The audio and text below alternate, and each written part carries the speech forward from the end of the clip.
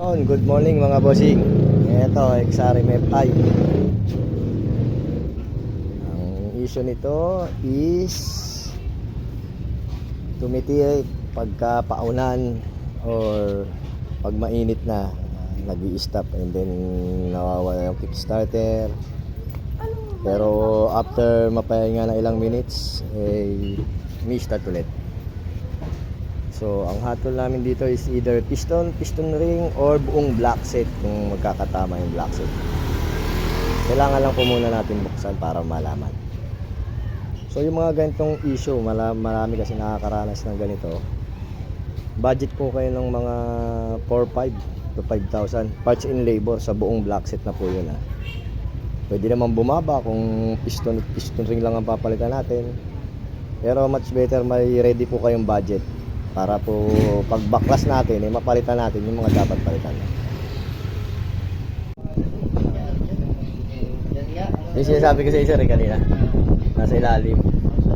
So usually lang na mamakat. Dito po, piston ring lang ang papalitan natin. Hindi po natin kailangan magpalit na ibang pyesa kung wala naman pong tama. Yung roller mo. Lang dahil nagbaklas tayo ng block, so kailangan natin magpalit ng kanyang base gasket at top gasket. Ito po yung block niya. Goods na goods pa po yan, kaya ibabalik natin yan. Mga nakailang tiri ka nito tatamaan. Buti na lang hindi na pabayaan. At dahil baklas naman na po yung mga pyesa, sinuggest ko kay sir na i-throttle body cleaning na rin po namin dahil napakarumi na po ng kanyang throttle body para isang labor na lang. So sa pag-throttle body cleaning po namin, sinasalang po namin sa aming ultrasonic machine. Hindi po kami nagma-manual cleaning dito kasi usually nakaka-damage po yung TPS. Ito po, deep cleaning ng kanyang cylinder head. So ito po yung ating mga parts. Doon sa mga gustong malaman yung part number, screenshot nyo na lang po. Ito po, piston ring, tappet o-ring, base gasket, 2 pieces valve seal, and head gasket.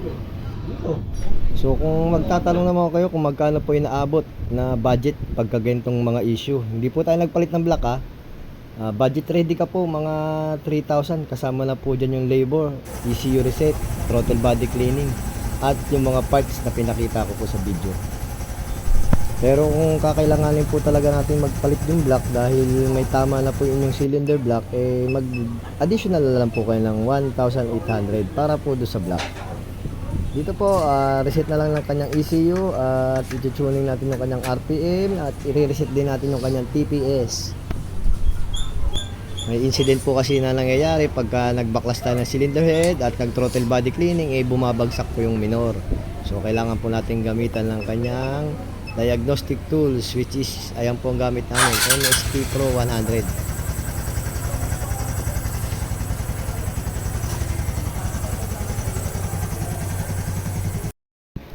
Sa magtatanong po kung saan ang location namin, ipin nyo lang po sa inyong Google Map or Waze, R-Mind Motorcycle Shop. Along Commonwealth Avenue lang po yan mga bossing. Available din po yan sa aming shop store para naman po doon sa mga malalayo. Salamat po mga boss.